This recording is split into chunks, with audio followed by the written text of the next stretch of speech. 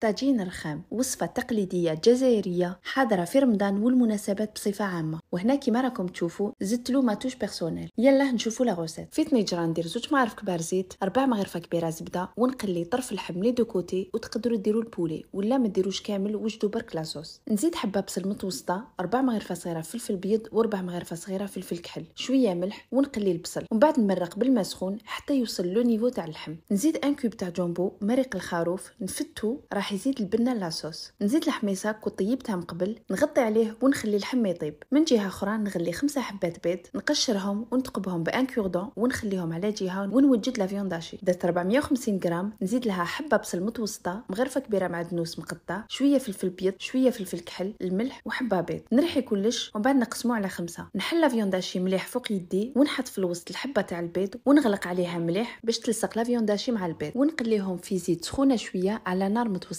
بعد ما طابو نقسمهم على زوج، وسوا تخليهم هكذا كيما راهم وتقدموهم، ولا نحولهم لو جون دوف. حطوا في ان بول. نزيد مغرفه كبيره فخوماج يكون طري، شويه معدنوس قطعته رقيق، 4 مغرفه صغيره لا موتارد، ونعصر شويه قارص. ونكرازي كلش بلا فورشيت، ونتبلهم بشويه فلفل كحل والملح، ونخلط كلش. ومن بعد نحط لا فارس في اون بوشادوي، ونعاود نعمر كل حبه بهذا الشكل. وهذا هو الشكل النهائي تاع وصفه اليوم. نتمنى تكون عجبتكم لا غوسيت.